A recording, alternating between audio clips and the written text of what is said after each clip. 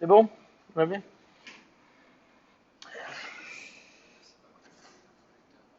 Bah oui, tu vois, je vais rebrancher, donc si je rebranche pas, ça va pas le faire. Sur la fiche expérimentale de base. Et là, on doit y être.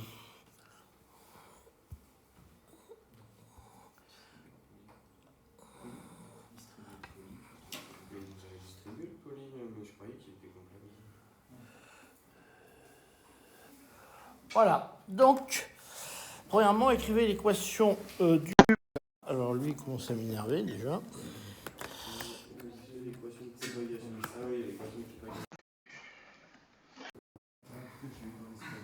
Il m'a détecté, c'est bon.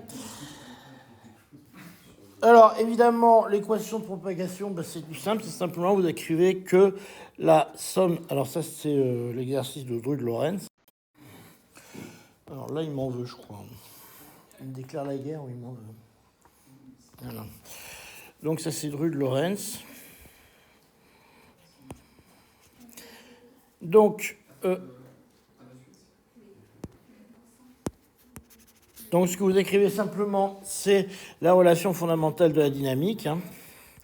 Donc, il vous dit que la somme des forces, c'est égal à MA.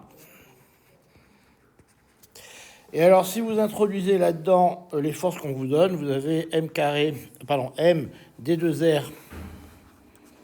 sur DT2. Il m'a perdu, lui. Alors, je vais mettre dans l'autre sens, des fois ça marche plus dans ce sens-là.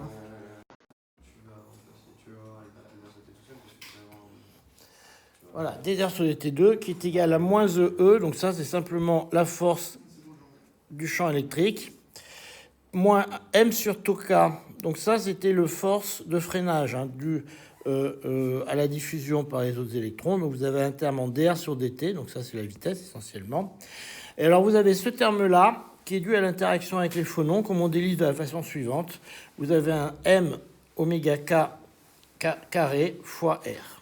D'accord? Donc ça, c'est un truc qui ressemble à un ressort, vous voyez, qu'on a modélisé comme ça. C'est une force de rappel.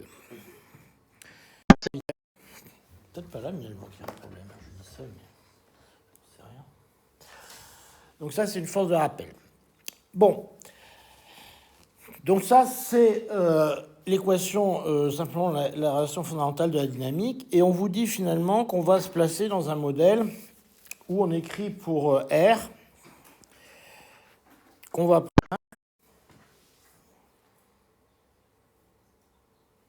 Il y a un endroit où j'ai un faux contact là quand même.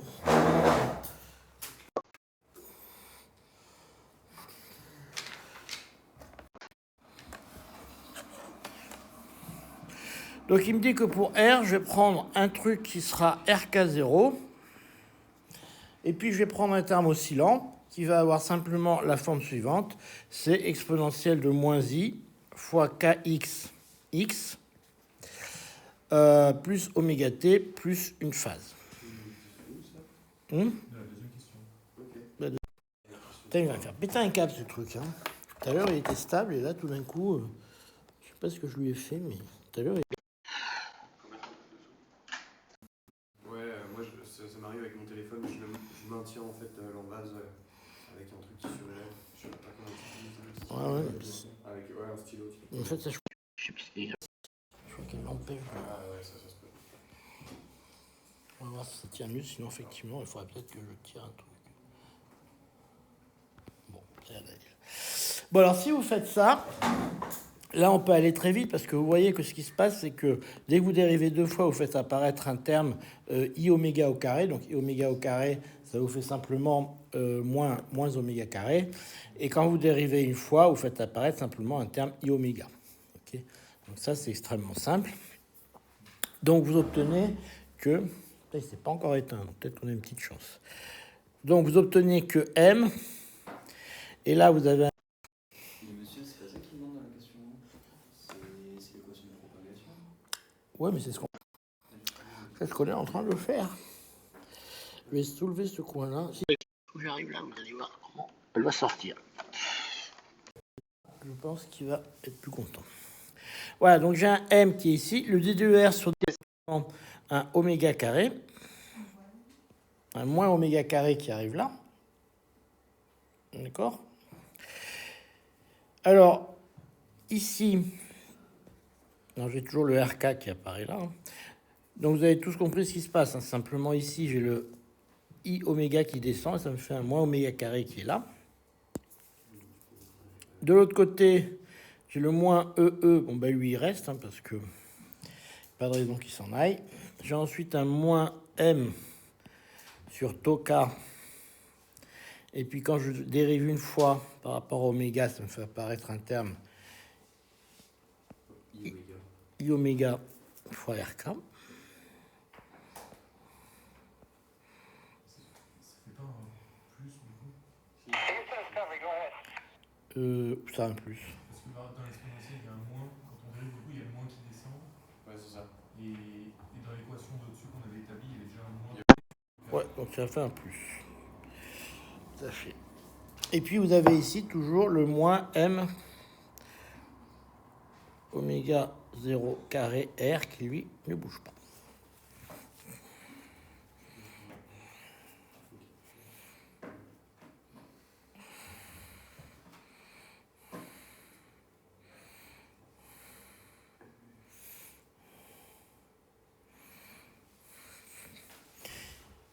Là, du coup, j'ai un problème de signe quelque part.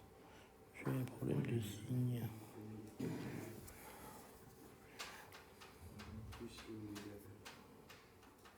Seulement, j'ai un moins là. Pourquoi j'ai un plus qui tombe?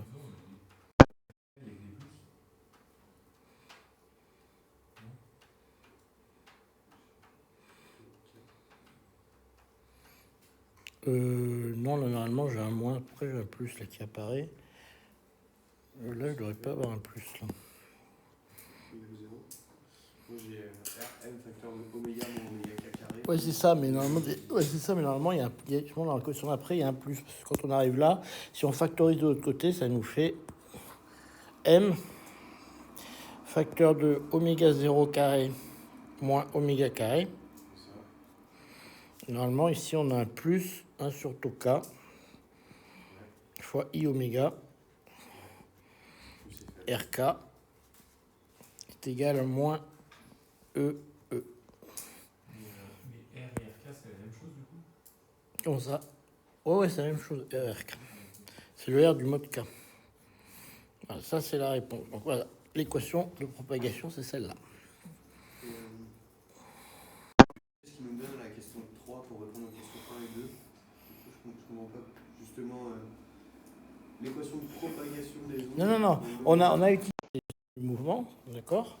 C'était celle-là. Ça, c'est la question 1. Voilà, et on a injecté le signal dans la question 2, c'est-à-dire RK est égal à RK0 exponentielle de bâti de Terre.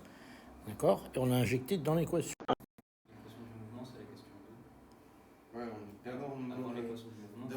l'équation du mouvement. Mouvement, Et ensuite, voilà. on dit qu'on se pose dans... Voilà, on se place dans l'approximation de l'approximation, ce qui permet d'écrire. Établissez la relation entre les déplacements RK et le champ, le champ E. Donc les déplacements, voilà, on a ça, c'est la relation entre le déplacement RK et le champ pilier E. Ça, c'est la question 2. Ok?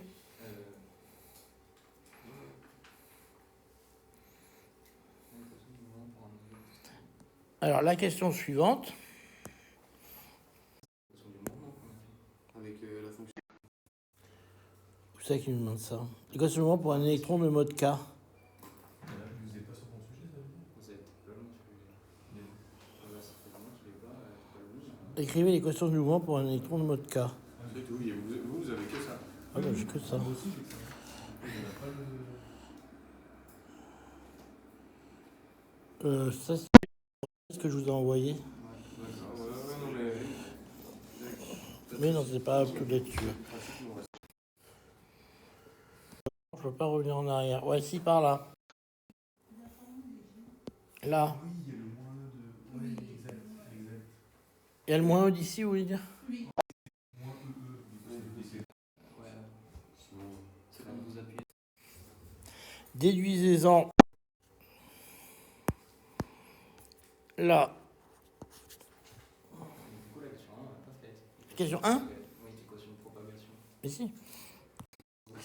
Donc, ensuite, on vous demande, déduisez-en la densité de courant.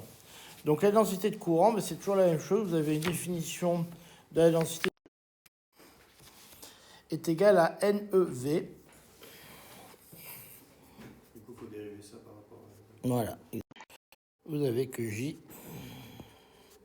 est égal à NEV.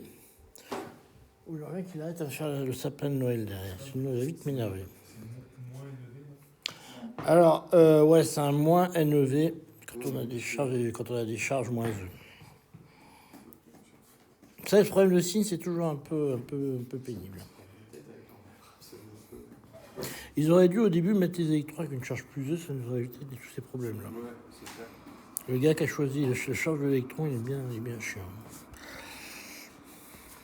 Si vous voyez des trucs reculés, Ben, quand j'étais jeune, j'avais montré les charges un tiers, enfin j'avais quand même gardé le bon signe, que j'avais pas fait des charges moins un tiers.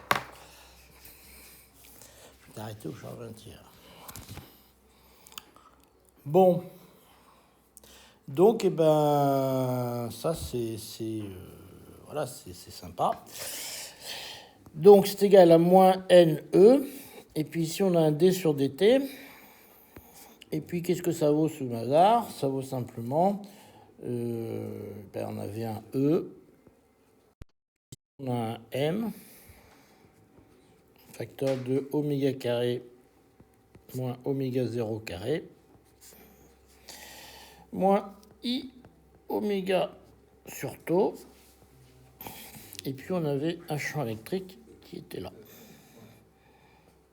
Tout le monde est d'accord avec moi? ouais, il y a un I-oméga qui sort de partout.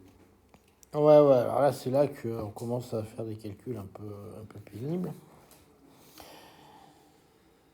Donc, première chose qu'on va faire pour calculer ça, on va faire quoi? On va...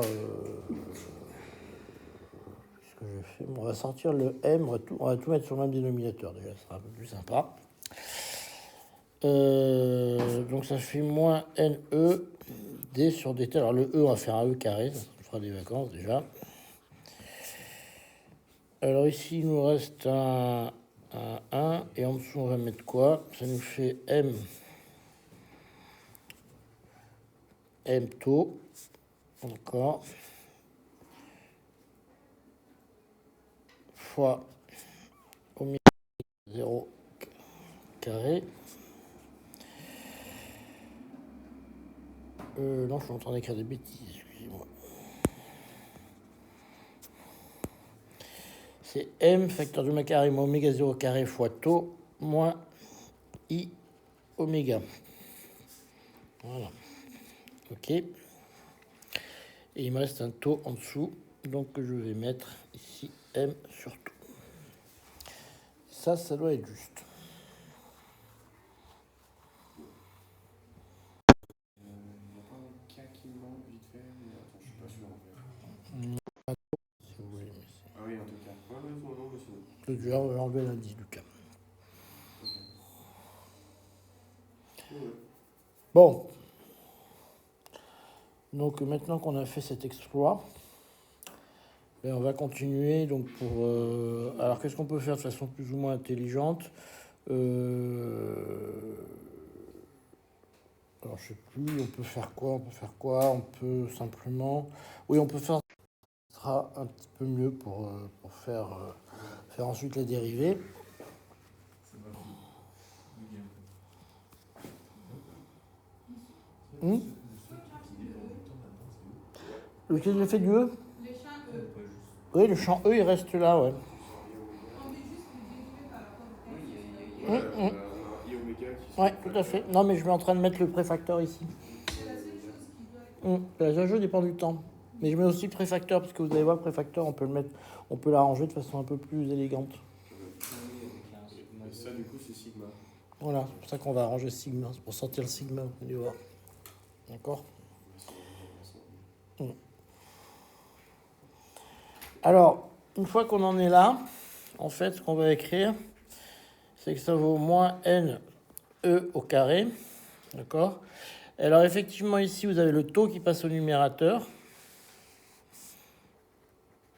Et puis, effectivement, quand vous allez dériver le E, Quand vous regardez la forme qu'a le E qui est donné en haut, vous avez un E qui vaut I kx x plus oméga t. Donc quand vous le dérivez, vous avez par rapport au temps, vous faites apparaître un moins I oméga.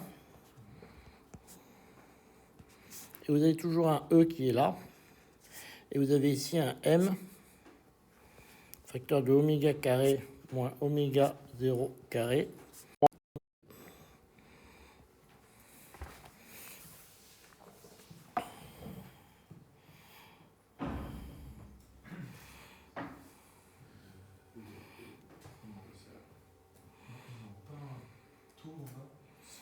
Non, je l'ai passé en haut le taux. En bas, il reste un taux qui doit être... ouais, il est là.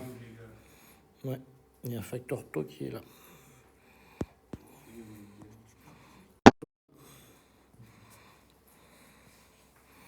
Moins I oméga. Alors, en fait, on va l'écrire un tout petit peu différemment parce que ce qui est sympa, c'est de faire sortir le terme pour être une conductivité. Donc, on va sortir le taux ici.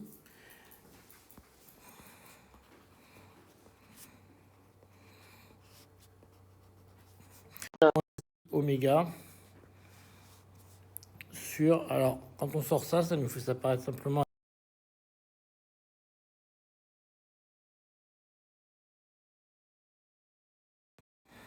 Facteur de oméga carré moins oméga 0 I oméga sur taux.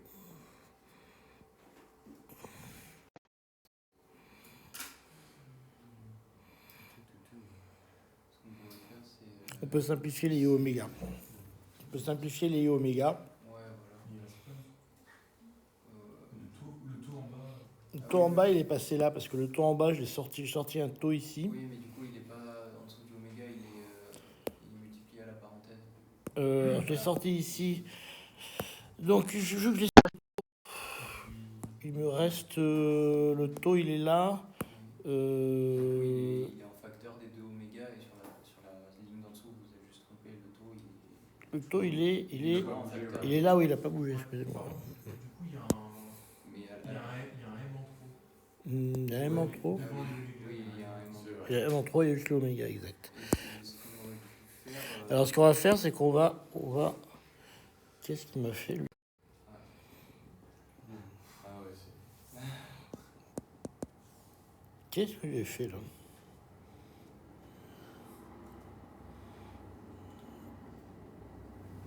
Qu'est-ce que j'ai fait?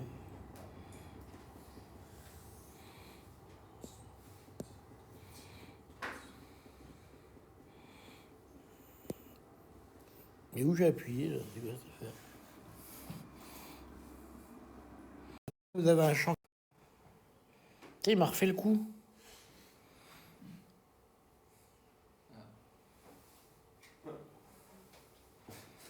Vous n'avez pas un bouton des fois sur le stylo qui fait ça? Ben... non, mais alors ça, c'est quand même extraordinaire.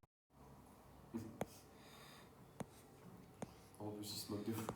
Eh, il se moque du fou de moi, là, le truc, là. Il y a quelqu'un qui a... Bon, bref. On va repartir de cet endroit-là. Donc, on va partir de J, qui est égal à moins N E au carré taux sur M. Et il nous restait un terme qui était en I oméga. C'était moins I oméga. Le temps, toi. Moins I oméga. Et en dessous, on avait un terme qui est égal à M. Oméga carré moins oméga k carré. Voilà, moins oméga k carré. Avec le taux. Et puis, il y avait un moins I oméga. Voilà, c'était ça. Bon, ben, le mieux, c'est de diviser par I oméga. Hein. Oui, il y a un E ici, bien sûr. Donc, ça vous fait que sigma de oméga taux sur M. Putain, mais il me gonfle ce machin, là. Ouais, ça nous fait des flashs dans les yeux. Ouais, en plus, on c'est absolument horrible. Le dernier amphi de la journée, c'est cool. Non, mais c'est... Simplifier les I aussi. Ouais, mais il va simplifier ici. Ça nous fait 1. sur oméga carré moins oméga k carré sur I oméga fois tau moins 1. Vous êtes d'accord avec ça? Et puis c'est tout, quoi. Et là, on peut simplifier par oméga, mais ça n'a pas grand intérêt, quoi. En fait, ça dépend. Non, parce que tu veux savoir quand est-ce que ce truc est positif, en fait. Donc, Ouais, mais ça, vous l'avez, c'est oméga par rapport à oméga k. Ça, y a ouais, pas de... oui, oui. C'est pas l'inverse. C'est pas oméga K carré ou oméga K carré. C'est le K Ouais, il a raison. Oui, parce que j'ai oublié un moins. Déjà, il y a un moins, là, que j'ai oublié. Alors, vous dites quoi, c'est l'inverse? C'est oméga K moins oméga. Non, moi, j'ai oméga carré. Non, là, eux, ils me disent qu'ils ont l'inverse. Moi, j'ai bien ça dans mon papier.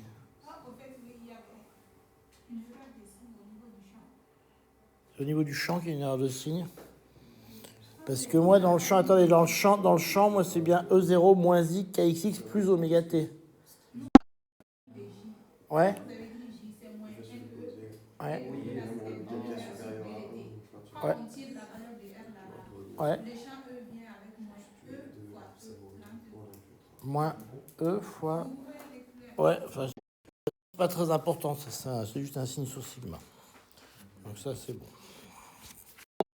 Sigma de oméga qui dépend de la fréquence, d'accord, et qui se met à en dépendre essentiellement comme donc le rapport oméga carré moins oméga k carré, d'accord.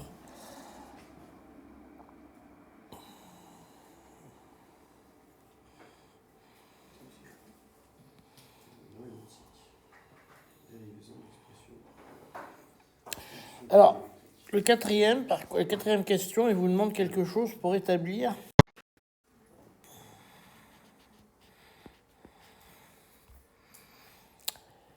et c'est là qu'il faut se souvenir un peu de l'analyse vectorielle. Alors, pour se souvenir de ça, il vous dit d'utiliser div de D de la relation Rod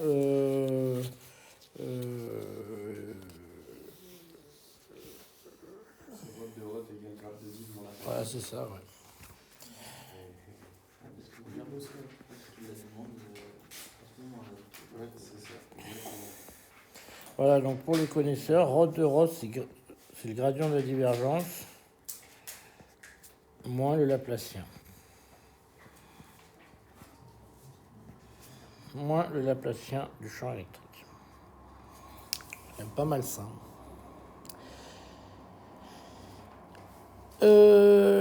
La divergence de E. Ah non, on a les porteurs de champ, il faut. Ouais, la divergence de E, c'est 1 sur epsilon 0 fois la divergence de D. Égale à 1 sur epsilon 0 fois les porteurs libres. Ok? D'accord avec moi? Vous pouvez rappeler l'expression de D déjà? Alors. Ce que c'est. D, alors c'est là où il faut avoir ces souvenirs que je marque toujours. C'est comme le D, c'est comme le champ, c'est comme le M quand vous faites du magnétisme. Donc vous avez D, c'est mu 0, c'est epsilon 0, epsilon R, c'est ça quand vous avez fois E. Donc vous avez une permittivité relative et une permittivité absolue. C'est en fait 1 plus c'est epsilon 0 facteur 2. 1 plus la susceptibilité fois E. Susceptibilité électrique fois E. Là, vous avez deux termes. Vous en avez un.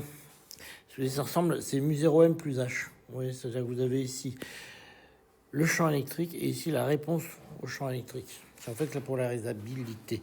Donc vous avez B. B, c'était B. C'est égal à mu0m plus H. D'accord, ça s'écrivait comme ça. Le B. D'accord.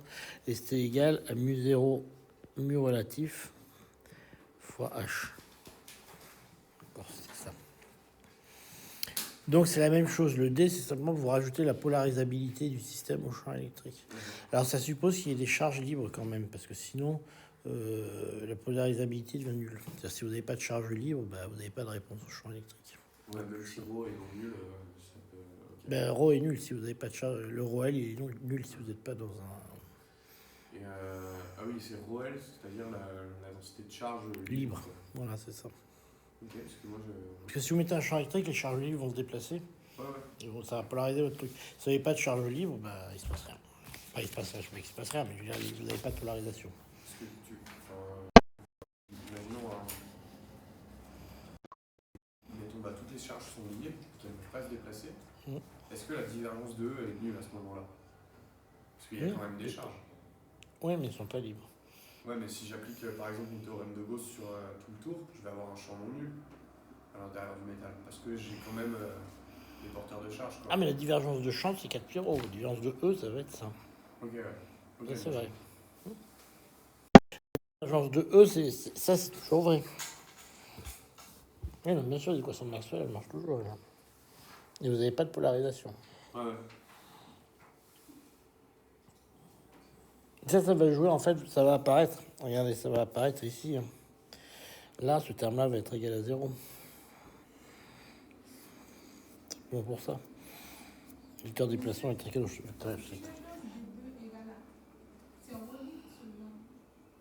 la divergence de D, ouais.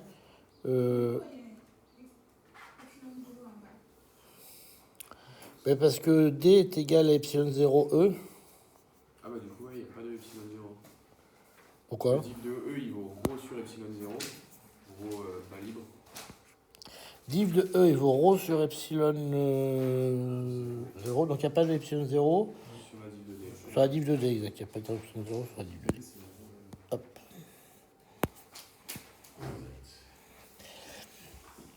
Bon, donc ce qu'on a fait, c'est qu'on a la divergence de D qui est égale à 1 sur epsilon 0 de ρL. Donne que le gradient de la divergence de E est égal au gradient de ρL. Et ça, c'est égal à 0. Alors pourquoi? Simplement parce que vous avez un système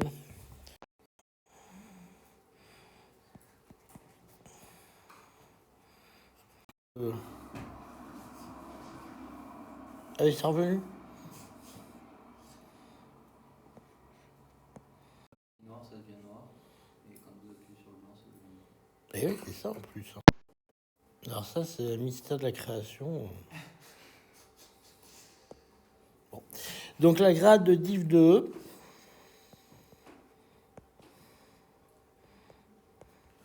c'est à 1 sur epsilon 0, le gradient de ρL. Et ça, c'est égal à 0. Pour une raison simple qui est, est-ce que vous voyez tous pourquoi c'est égal à 0? Bah, il y a de Laplacien aussi déjà. Oui, le Laplacien, après on verra ce qu'il vaut. Mais Parce qu'il n'y a pas de charge. Ah si, il y a des charges libres. Par contre, ce qu'il y a, c'est que le système, il est invariant par translation.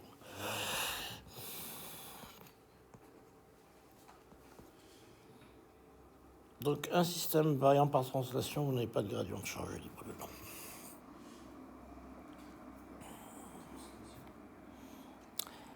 Donc, il vous reste finalement... Donc, finalement, il vous reste...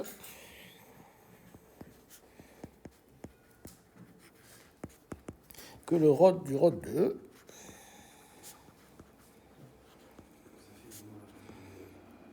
E là, est égal à moins le Laplacien de E. Voilà, un petit peu d'analyse vectorielle, ça fait toujours du bien. Bon, on est arrivé à ce truc-là.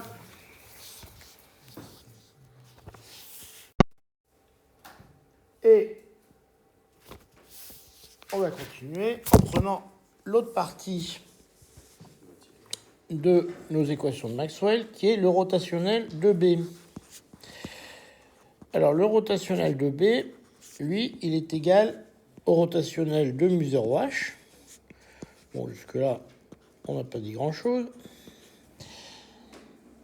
Et alors, ce qu'on va faire, c'est que ça, on dit que c'est mu0 fois le rotationnel de h. Alors, ça, c'est relativement vrai, puisque mu0 est un scalaire.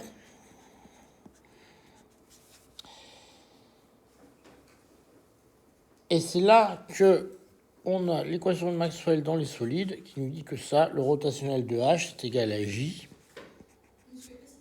Oui. Non, il n'y a pas de gradient de charge libre. Donc ça, c'est égal à JL plus la dérivée du vecteur de déplacement dans le temps. Ça, c'est l'équation de Maxwell qu'on a eu. Enfin, c'est l'équation de Maxwell dans les solides, quoi. Alors maintenant, qu'est-ce que ça vaut, ce bazar? Ça vaut simplement sigma fois E. OK. Et ici, par contre, D, c'est égal à epsilon 0 fois E. Donc, si je remets tout ça ensemble,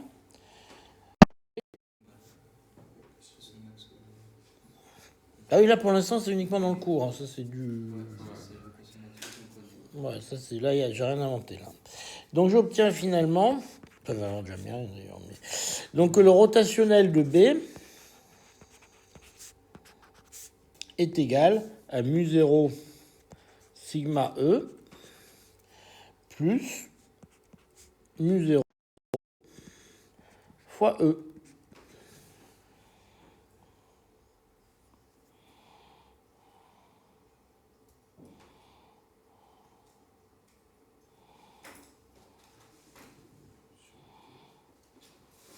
On va ressortir encore un I oméga parce qu'il y a pas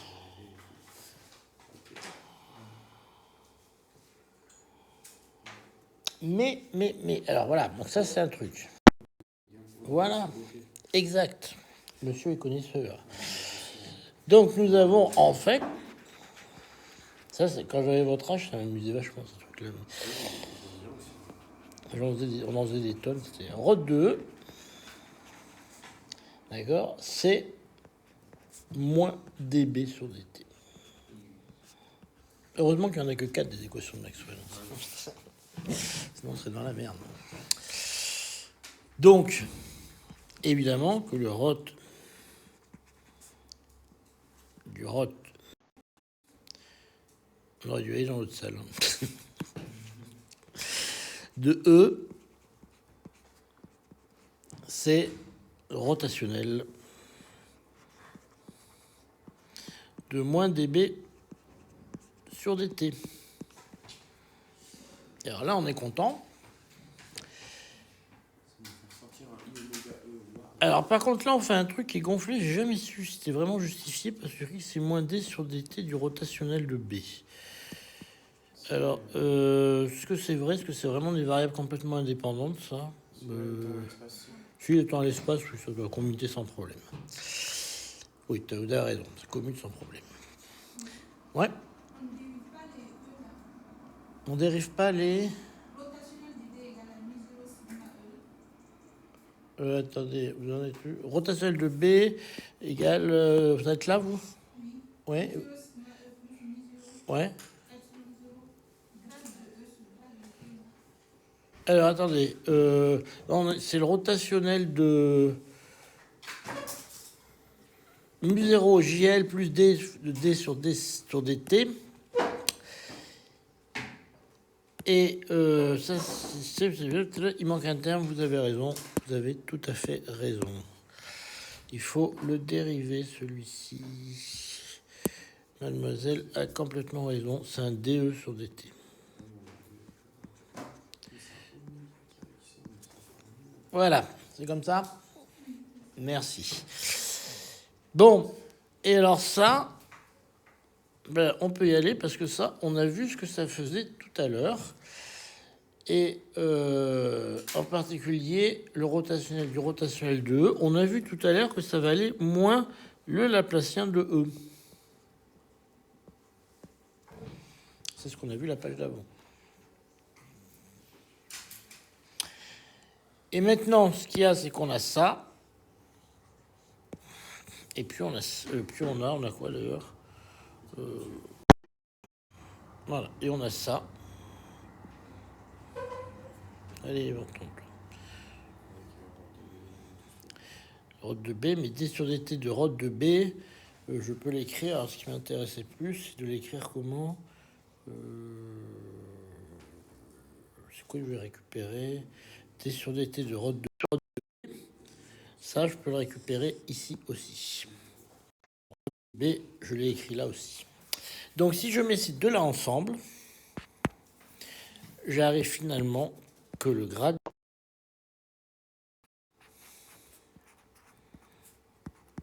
est égal.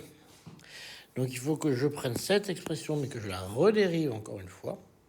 Okay. Alors, je mets un 1 sur C au carré en facteur. Alors, ça vient d'où? Ça vient de epsilon. Bon, c'est comme ça, c'est par définition. Hein.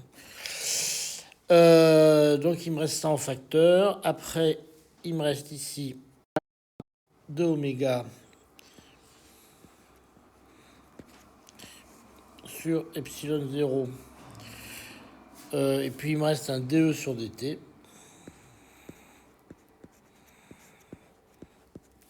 Donc, ça, c'est mon premier terme. Plus mu 0 epsilon 0. Donc, celui-là, il ne me donne aucun terme. Et j'ai un D de E sur DT. Et ça me donne le deuxième terme qui est là. Et c'est fini. Donc, j'ai ma formule pour le Laplacien de E. Le 1 sur C2, il est un facteur de tout. Ouais. Ouais. Parce que vous pêchez ici, alors, mu 0 epsilon 0, quand vous le chopez là, puis hop. Et celui-là, on a rajouté un epsilon 0 de dénominateur pour que ça puisse marcher. Ah, ok. D'accord? Parce que c'est un Ah, mu ok. zéro. Donc, on a forcé l'epsilon 0 là pour que ça marche.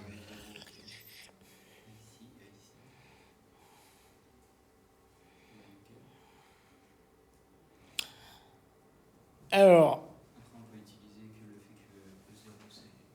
voilà. Alors après, on va continuer notre petite cuisine. En fait, ces trucs-là, c'est que dérivé de fonctions exponentielles de i machin, de dérivé, enfin bon. Là, c'est très dur à faire devant des gens, mais en fait, si on a un stylo et qu'on est tout seul et qu'on n'est pas déconcentré, c'est assez facile à faire. Enfin, je veux dire, il n'y a pas de technique, c'est pas des intégrales à changement de vitesse super compliqué. En fait, c'est au niveau technique, il n'y a rien de très compliqué. Si, il y a de l'analyse vectorielle, ça, c'est un peu chiant. Ouais, il faut les connaître là. Non, je veux dire, c'est pas des intégrales en passant par les arcs moitiés ou je sais pas quoi. C'est pas des- Alors, qu'est-ce que c'est que ces trucs-là? Alors, le terme en DE sur DT, ça nous fait sortir un terme en I oméga E. Moins I oméga, je crois. C'est un plus ou un moins, je sais jamais. Parce qu'en fait, j'ai changé. Au début, j'avais mis un plus dans l'énoncé, puis il y a quelqu'un qui m'a dit qu'il faut mettre un moins. J'ai mis un moins, c'est un peu le bazar. D2E sur DT2. Du coup, ça fait moins I oméga au carré. E. Alors, moins I oméga au carré, ça vous fait I au carré, ça fait moins oméga carré. C'est ça, hein, je ne plante pas.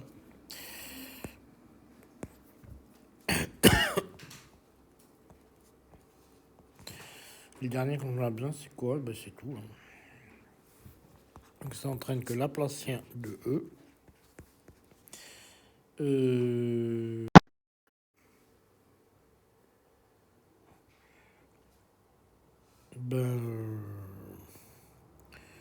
C'est tout, quoi. Qu'est-ce qu'il y avait à marquer? C'est quoi l'équation de départ déjà?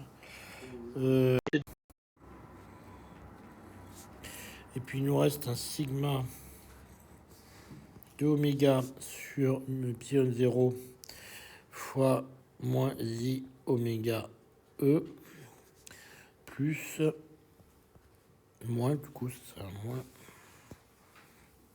oméga carré E. D'accord avec moi?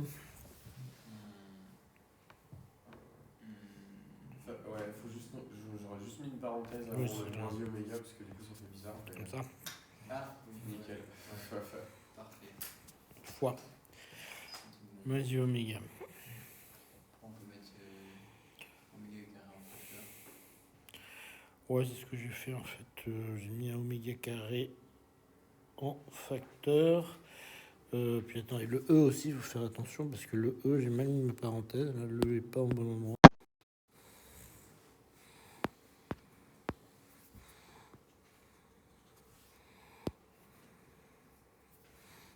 Le E est là.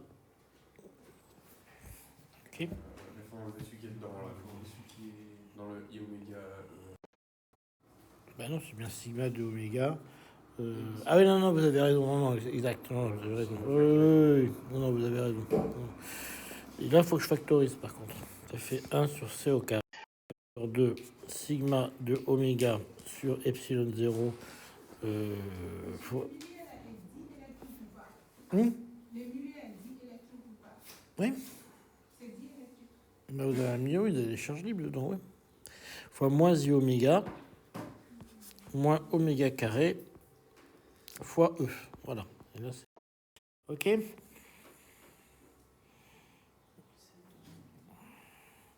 Alors maintenant, que vaut le Laplacien de E? Voilà. Alors Laplacien 2, il suffit de le calculer, ça vaut K carré. E. Oui, c'est vrai, j'ai pas pensé. C'est moins qu'à carré là.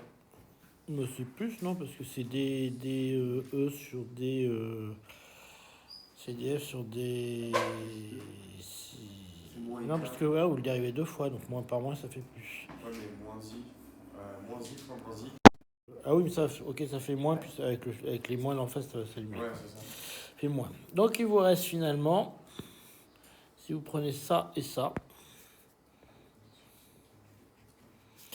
vous obtenez que K2 C2 est égal à sigma de oméga sur epsilon fois i oméga plus oméga carré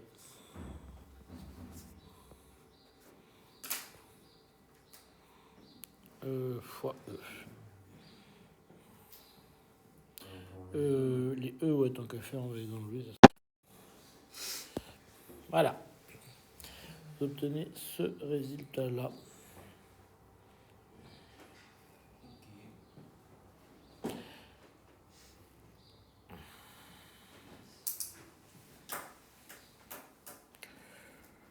Ouais, il n'y a pas grand-chose à en dire. En général, on l'écrit comme ça. Je vois pas d'autre façon plus élégante de l'écrire.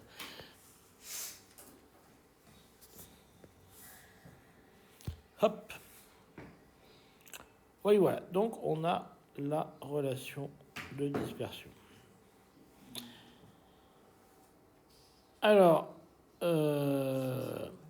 après, ils vont vous demander un certain nombre de choses. Donc, ça, c'est la question 6. C'est quoi du coup la fonction diélectrique, ça représente quoi? Le epsilon de oméga là qui nous donne. Alors, sur quel énoncé vous êtes-vous? Sur le même que vous du coup. Ah, lui. La fin de la 4, scène. le 4, c'est oui. La fonction diélectrique. Ah ben, la fonction diélectrique, du plus, il faut le verser. C'est-à-dire que la fonction diélectrique, vous l'avez.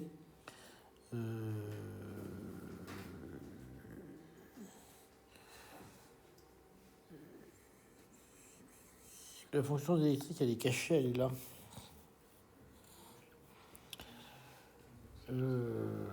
C'est le epsilon de oméga, la fonction diélectrique. C'est pour ça qu'il faut inverser complètement votre truc quand vous en êtes là. Ah, le epsilon de oméga, c'est tout ce qui est. Ah ouais. Ah ouais, on met le oméga en facteur. Donc c'est tout ce Alors qui vous est- avez epsilon de oméga, donc il faut complètement inverser votre truc. Vous avez sigma de oméga, d'accord, qui vaut oméga sur tau plus i facteur de oméga carré moins oméga k au carré. D'accord? Bon.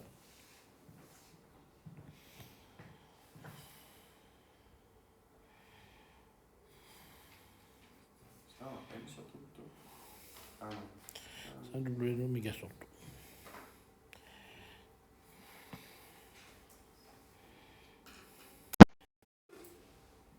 Alors, si on transporte ça,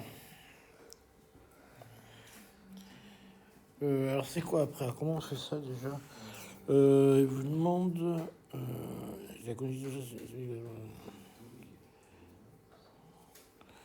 Alors, attendez, fréquence plasma.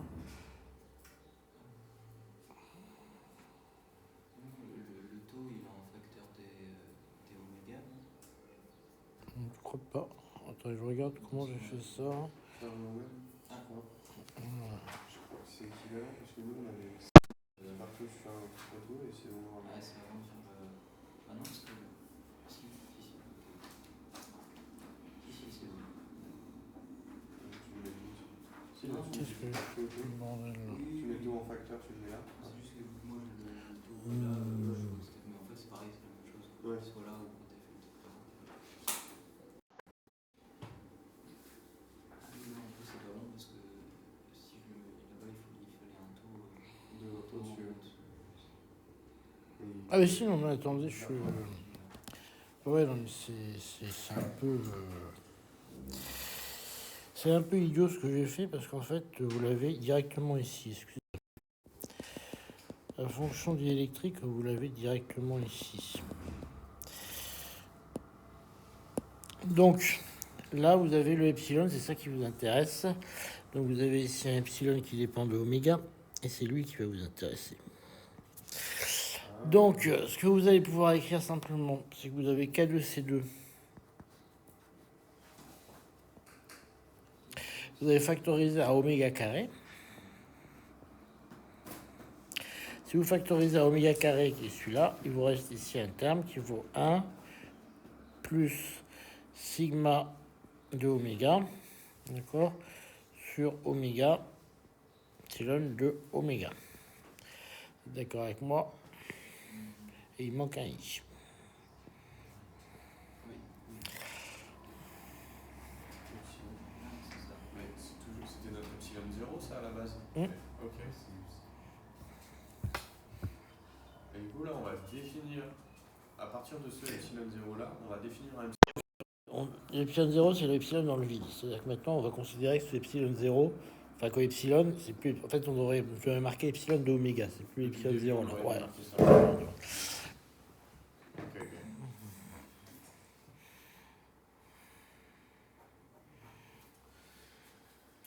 Bon, donc nous voici avec ça. Donc, alors maintenant, la chose suivante, c'est d'écrire que sigma de oméga, donc ce qu'on a vu tout à l'heure, c'était oméga divisé par oméga sur tau plus i oméga carré moins oméga k carré. Et c'est à partir de ces deux trucs qu'on va s'en sortir pour trouver le oméga.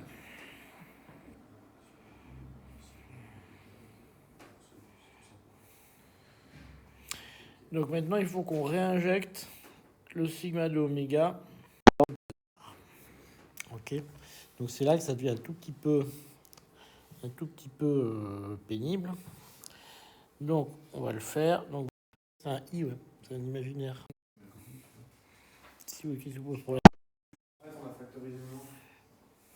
On avait moins sigma d'oméga sur epsilon 0 moins oméga. En fait, tu factorises le moins et ici tu as moins l'inflation de moins. Donc, du coup, tout ce. Le moins, ça n'est pas de base, ça va faire l'inflation, mais c'est bien. Si, le moins de l'inflation est 5000 de base. Et après, c'est quoi l'histoire? Oui, dans l'inflation, ça te fait sortir un moins k carré.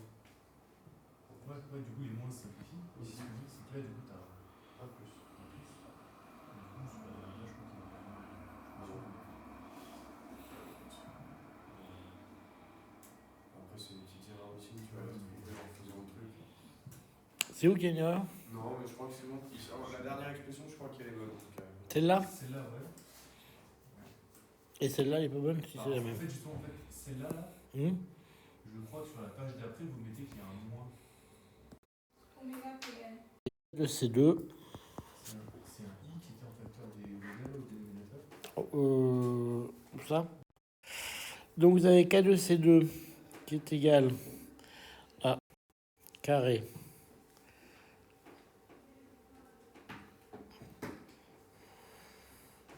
oméga carré facteur de 1 moins I facteur de sigma de oméga sur oméga. Voilà, attends. Oméga epsilon de oméga. Et on remplace. Donc c'est égal à oméga carré. Et là, on va remplacer. Donc ça nous fait simplement 1 sigma de oméga. On remplace par oméga sur tau plus I oméga carré moins oméga k carré. Et les autres termes que vous avez. Donc vous avez ici un terme qui...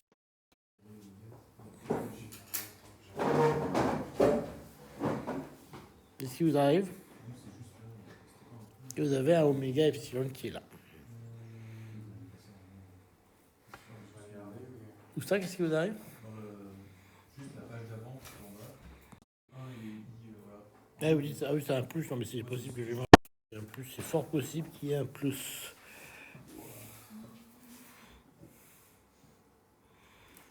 Alors, tout ça mis ensemble, en fait, globalement, vous avez fini le calcul, hein, d'accord? Après, c'est juste mettre des plus et des moins ensemble. Ce que vous allez trouver, c'est que... alors, ça, c'est pour un mode K. Ce qui est important, c'est qu'après, il faut sommer sur tous les modes K.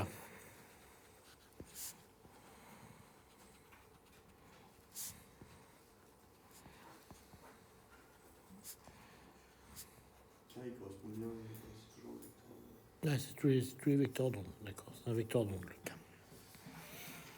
Et alors, ce que vous allez faire, c'est que vous allez définir une fréquence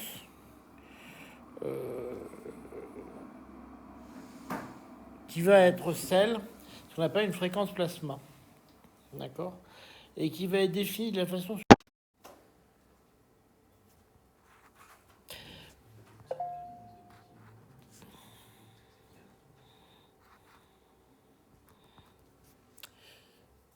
C'est n e au carré tau k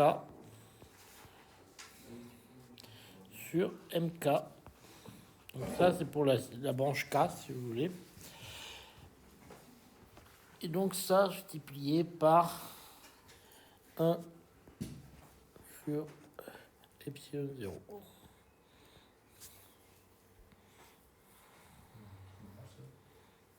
Alors ça apparaît en fait quand vous faites le calcul, ça sort quand vous allez développer ça. D'accord? Alors le tau K, ben, il vient de là, ça c'est un tau K.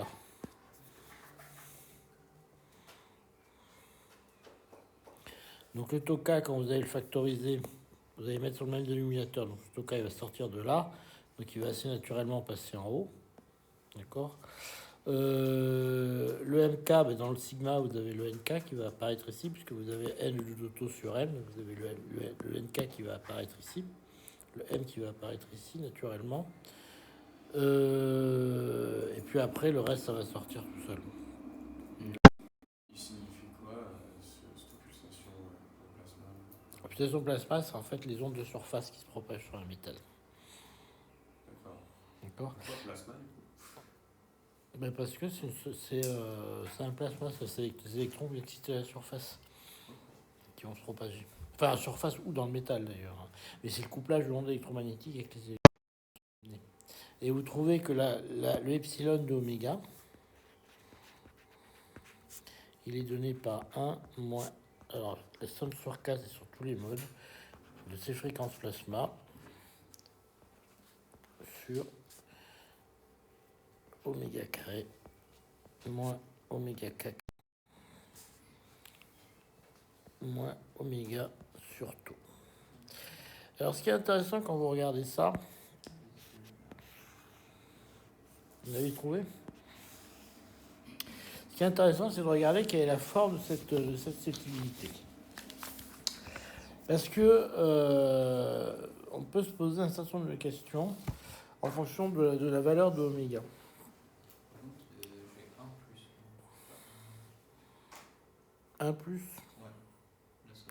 Bon, c'est pas très grave, c'est le translate vers le haut ou vers le bas, hein, ça c'est pas très vital. Mais ce qui est intéressant, c'est de regarder, en fait, c'est ce facteur-là qui est important. Ce qui est important, c'est ce facteur-là, ce dénominateur-là. Alors, vous avez différents régimes. Vous avez d'abord le régime où oméga tau est très grand devant 1.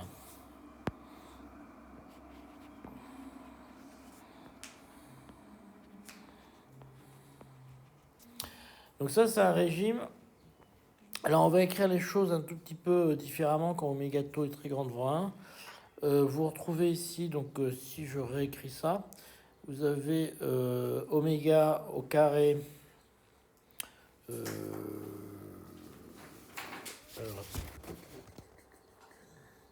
oméga sur tau. Je vais passer le taux en dessus. Là, ce taux-là, je vais le passer en dessus. Donc, ça me fait oméga au carré tau. Ouais. Comment vous avez trouvé les oméga du placement? Comment je l'ai trouvé? Ah, ben ça, c'est simplement...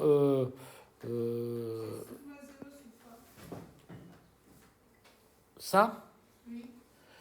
Ah, mais ça, c'est simplement... Ah oui, non, mais ça, c'est simplement... Quand vous allez calculer ça, c'est simplement une façon de réécrire... Ça, c'est ça. C'est simplement une façon de le réécrire. C'est que quand vous allez calculer... Vous allez avoir ce paramètre-là qui va apparaître dans le calcul, en préfacteur. C'est juste une façon, une notation. C'est juste une notation. Epsilon 0 à la fin, c'est 1 sur quoi? Sur epsilon 0, ouais, qui va apparaître là. Alors ça sort du calcul, il sort où d'ailleurs alors je pourrais vous le dire, ça vient de...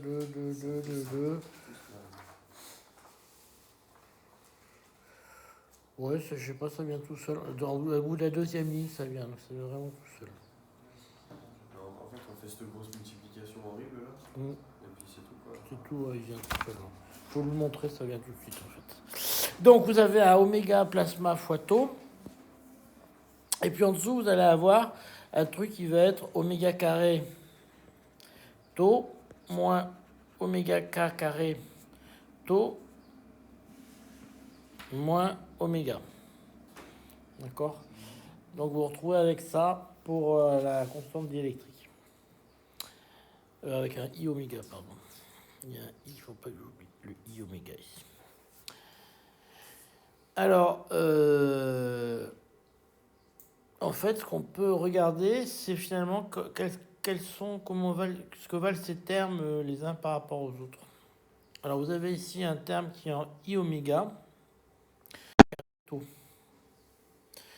Alors, en fait, comme on est dans un régime où oméga carré tau est grand devant 1,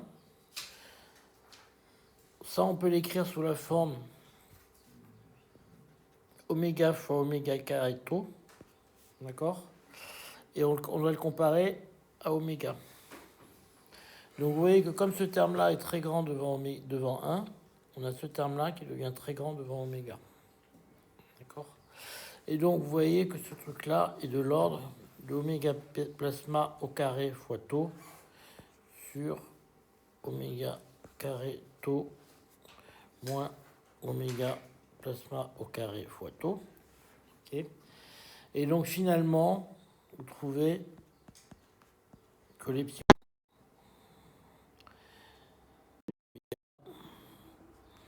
il est de l'ordre de plasma au carré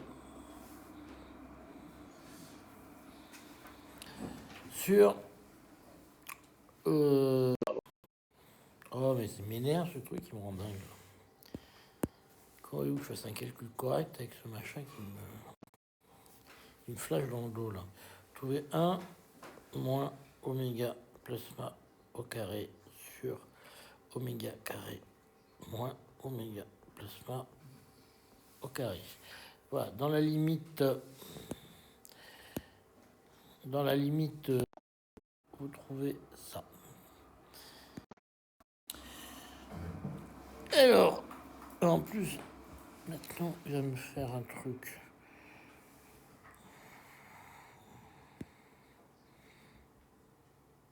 Ah, maintenant, il filme l'autre chose.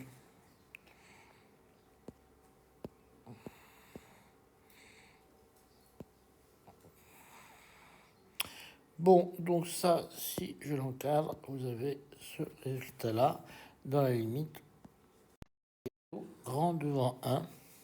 Ok. Maintenant, on peut regarder. Alors ça vous donne...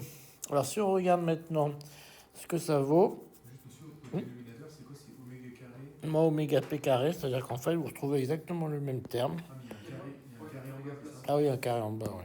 Un carré en bas. Un carré en bas.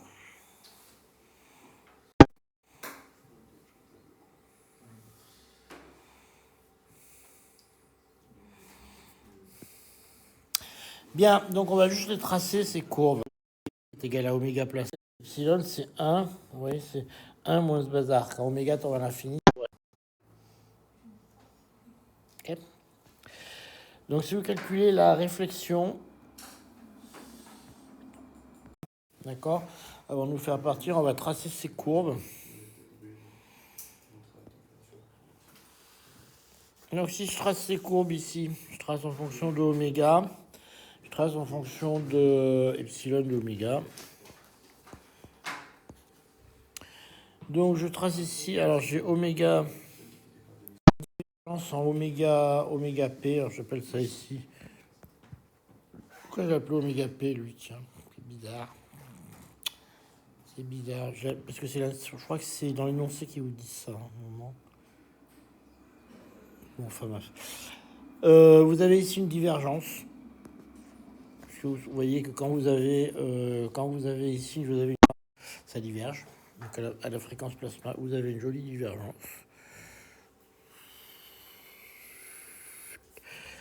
Ok. Et puis vous avez la même dans l'autre sens. Et ça tend vers 1. Des deux côtés. Parce que je n'ai pas du tout bien représenté. On va dire que okay. Et ça se coupe ici à oméga P carré plus oméga 0 carré. Voilà, donc c'est ce comportement-là avec la divergence sur ces deux trucs. Alors, vous pouvez tracer R. Donc c'est la réflexion. D'accord, donc c'est 1. C'est 1 moins. Sur 1 moins racine de 1 plus racine de epsilon, pardon. Parce que c'est l'asymptote. Parce que epsilon, c'est 1 moins tout ça. Si vous regardez la définition d'epsilon, vous trouvez ça. Et alors, ce que vous allez trouver assez naturellement, c'est qu'en fait, ce coefficient de réflexion, il a une tête comme ça. Globalement, il a une tête comme ça. Voilà. Hein, vous l'avez fait, ce dessin. Voilà. Il réfléchit complètement entre là et là. Avec des carrés.